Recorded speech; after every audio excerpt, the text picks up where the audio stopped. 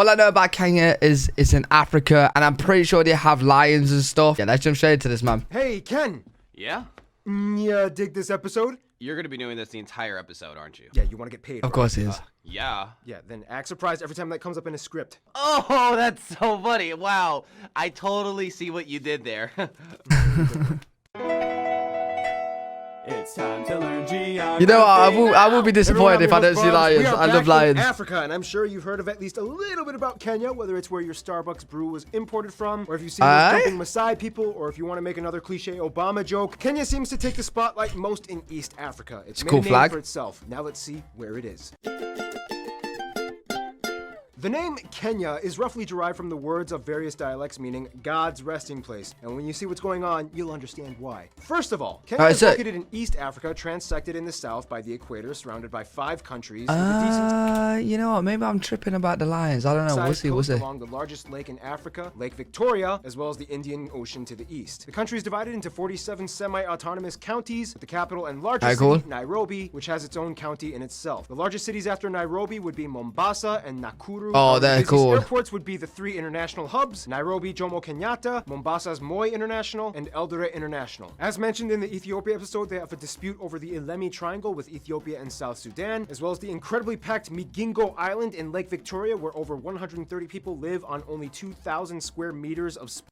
Yo, I've seen this island before. This is mad. Apparently, like, they have to go through each other's like bedrooms and shit to like get across the island, bro. Yo, imagine like you're just watching TV or like you're just chilling in your bedroom or like your living room and someone just came through the window.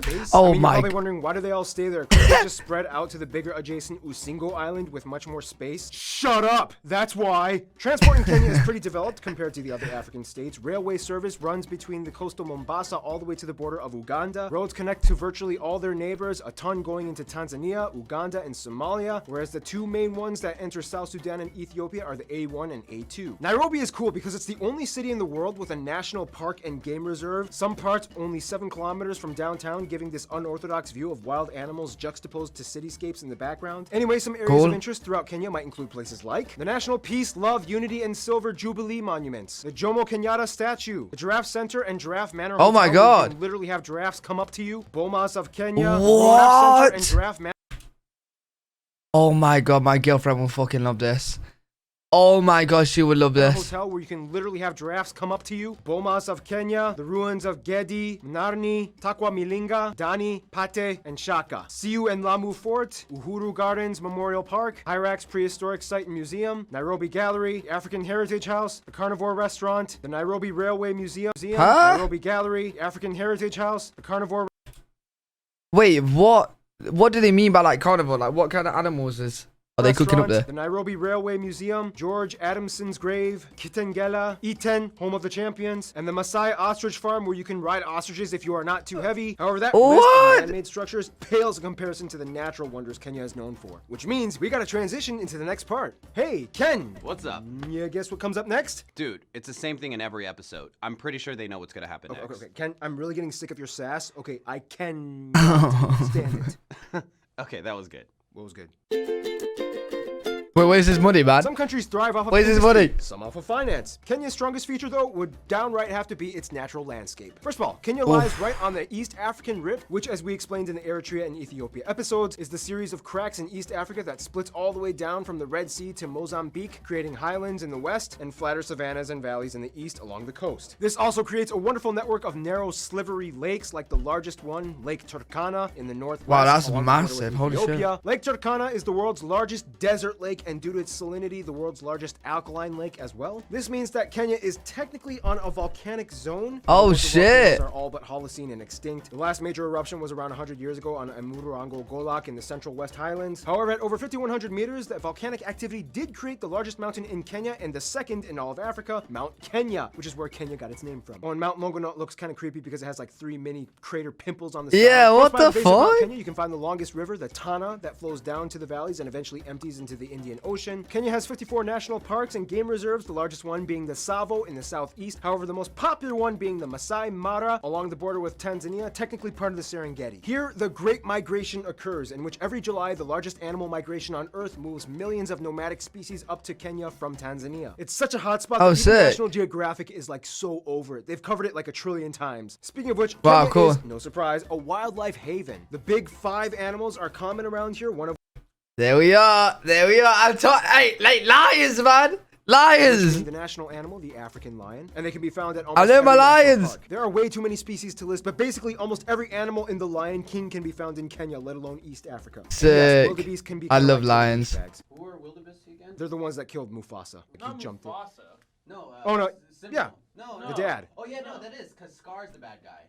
Yeah. Yeah. Resource-wise, Kenya is a country of balance. Today, the service sector and tourism contributes to over 60% of their overall GDP, making it the Sick. largest. I wanna foreign go exchange one of them earning one sector. day. Agriculture has always been a principal driving force for Kenya as well. Today, they are the 3rd largest tea producer in the world after China and India. Yeah, way to go, Kenya. Speaking of which, food in Kenya is similar to other What? African Great Lake nations. Most meals are served with the national staple ugali, which is mashed grain powder, often mixed with cassava or plantains, cooked into a thick, starchy, bland paste. You're supposed to eat it with stews and sauces. It looks like and mashed meat. potato. Otherwise, sukuma wiki or greens usually accompany ugali at every meal. Bueno and dalia are common. Oh. And if you're lucky, try. Oh. Oh. Oh, that looks good. Oh, that looks good. What is that? Elia? What is that? Oh, with the pepper. Oh. Oh, I'm hungry. Oh. Oh, man, that looks good. Try some onyoso, ngen, and dede for snacks. By the way, have you ever noticed that? What is if you're that? lucky, try some onyoso, ngen, and dede What is that? Is that like... Oh, grasshoppers. Oh, shit. for snacks. By the way, have you ever noticed that a ton of sub-Saharan African tribes have like amazing teeth? Well, it's mostly because a lot of them use chewing sticks, which are twigs from various trees like licorice bush, gum trees, and the Salvador persica, also known as the toothbrush tree. These twigs have natural teeth cleaning and whitening properties. You can even buy What? them on Amazon. Overall, Kenya is twigs What? have natural teeth cleaning and whitening properties. You can even buy them on Amazon.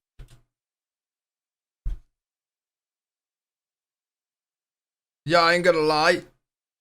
I'm not gonna lie. I'm trying that. I just took a picture. I'm trying that. You just chew it? Overall, Kenya is seen as like the financial hub for both East and Central Africa, as they have the highest GDP in the region, famous for their newly established digital industry, including the introduction of Oh no! Fuck. We're halfway through, but it don't matter. Actually, we haven't had many pictures top left, but we will be. So yep. I always forget. My bad. M-Pesa, mobile banking systems used by millions of people across the world. Kenyans are also famous for their interesting investment groups known as Chama or table banking. It's a little hard to explain, but it's basically like a crude version of bank loans, but it's operated by a community of friends that you really trust. It's like, all right, boys, put your money on the table. All right, cool. So this is all the money we got. You can grab as much as you want, but you got to explain what you're going to use it for and how you're going to invest and how you're going to pay off on interest next month. Ken, go. I'm gonna take $5,000. There's these new shoes that I'm trying to invent, but get this, it's made out of coffee. Okay, Ken, you're out of the club. No, but seriously, check out this video by Joy Wool Organization. I'll put a link in the description. They did a great job explaining. Kenyan people are definitely Okay. an entrepreneurial bunch of people that have made a name for themselves. Let's see how in... If East Africa was a family, Kenya would be like the brother who got rich but still has some weird issues in his head that he kind of has to suppress. First of all, the country has about 49 million people, and about 3/4 of Oh, the shit. population is below 30 years of age. The country is made up of about What? 47 different tribes. However, the majority of these tribes are classified under the Bantu peoples at 67%, the Nilotic peoples at around 30%, and the remainder is made up of other groups, mostly Cushitic, Arabs, Indians, Why and is Europeans. Of the why is literally 3/4 is fucking under Bantu 30? peoples, however, the largest tribes would be the Kikuyu, the Luya, and the Kamba, whereas the largest Nilotic groups would be the Kalenjin and the Luo. The country also uses the Kenyan shilling as their currency. They use the Type G British-style plug outlet, and they drive on That's the not left cool. side of the road. Basically, there is no single Kenyan culture, but rather a plethora of vibrant tribes, each with their own unique traits, trades, and traditions. For example, some of the overarching summaries I've gotten from you guys, the Kenyan geographers, include descriptions like: the Kikuyu are often known for being good businessmen. The Luya are good at rugby. The Luos take politics and music very seriously, and they're very proud that Obama's dad was from their tribe. The Kisi are the tough tea farmers. The Kalenjin are the runners, as 75% of all Olympic gold medal athletes have come from them, mostly in running sports. The Kamba are great pottery and carving artists. The Turkana have those really long beaded necklaces that stretch their necks. The Meru moved from Tanzania and might be a lost tribe of Israel. The Rendile are desert nomads. The Idako have a cool dance and are known for bullfighting. Cool. The Mijikenda live in a sacred forest where they bury these secret talisman things that I didn't have time to research. Hey, Ken! Oh shit. Not doing it this time. No, I'm not making a pun. I literally just want to ask you something. Oh, okay. Can you research the Mijikenda tribe for me? Laugh or you're fired. But the most famous and well-documented tribe would probably be the Maasai, semi-nomadic herders found in both Tanzania and Kenya, largely in touch with their ancient traditions, known for their svelte, tall bodies, unique customs, high-jumping dances, wearing this thing known as a shuka cloth, which comes in various patterns, usually with red or blue on it. I bought this when I was in Tanzania. I never actually thought I would use it for anything, but 10 years later. Although dozens of languages exist in Kenya, there are two official languages, English and Kiswahili. Kiswahili is estimated to be spoken by about 100 million people all across Africa, and it is the only African language in the African Union. Many words are actually influenced from Arabic, as Arabic merchants and slave traders came in at the turn of the first millennium. In fact, the word Swahili comes from the Arabic word Swahil, which means coasts. Kenyan Kiswahili is known for being quite brash and blunt, whereas the Tanzanians are polite and proper. For example, a Tanzanian might say, Tafadhali, naomba uniuzie maziwa, whereas a Kenyan might say, nataka Tafadhali. maziwa. Fun side note, the words Hakuna Short and Matata sweet. are actually Swahili. However, the opening lyrics of the Lion King's Circle of Life song are actually Zulu from South Africa. Yeah, you know what I'm talking about. Na tsingonya mamagichi baba siongoko ba ingonyama nengwene mabala. Yeah, that's all Zulu. Wait, what does it say? Not being offensive, those are actually the lyrics in Zulu. Yeah. Yeah, that's all Zulu. You know what? That's actually fun fact. That's actually one of my favorite songs of all time. Like I don't know why. But Lion King is one of my favorite movies of all time. But it's just something about the song. It just sends like chills down my spine all the time.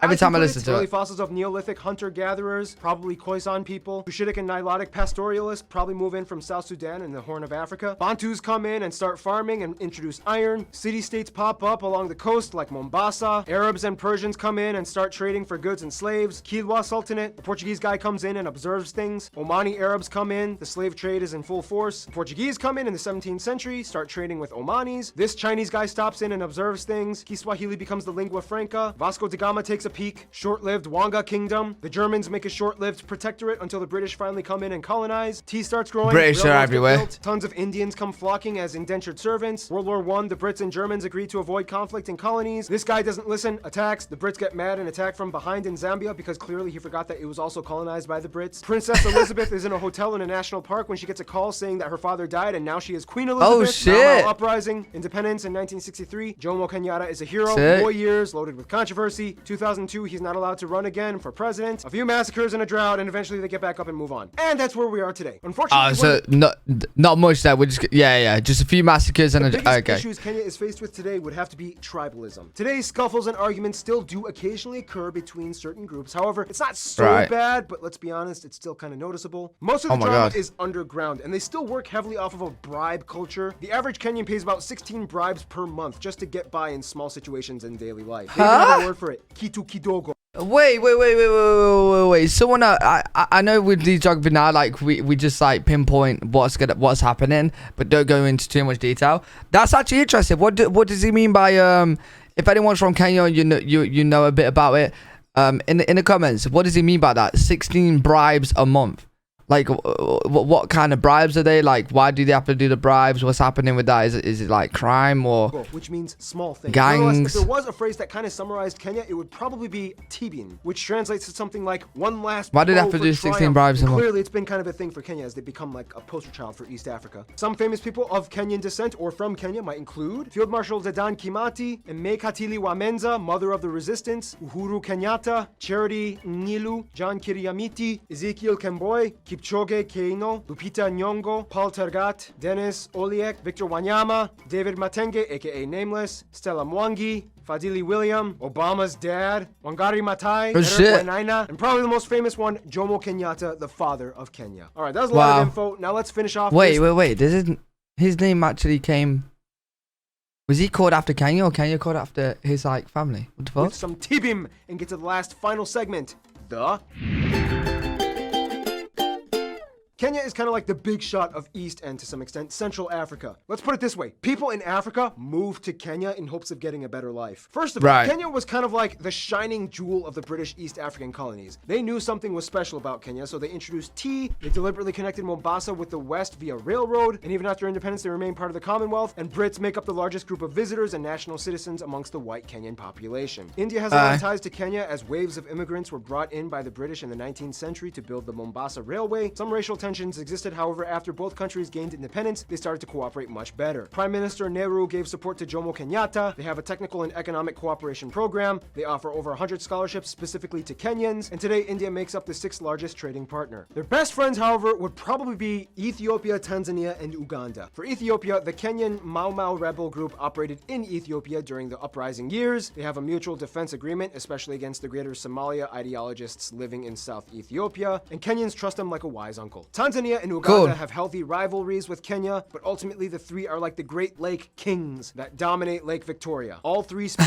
Kiswahili, they understand and piggyback off of each other's cultures, they marry each other's citizens, They bond over the frequently, lake. they love each other. In conclusion, even though they may not be the most populous or largest in area, East Africa kind of revolves around Kenya. Economic and political controversies aside, they just have that certain drive that makes them stick out. When it comes to pulling through, they And lions. can. Yeah. Do Oh, it. we Stay love our tuned. lions. Bitterbugs is coming up next. Really good video though. Enjoyed that one. Learned quite a bit about Kenya. If you guys got any videos you want me to react to, leave them down in the comment section below. Hopefully you guys enjoyed the video. If you did, make sure you leave a thumbs up, subscribe. I'll see you all in the next video.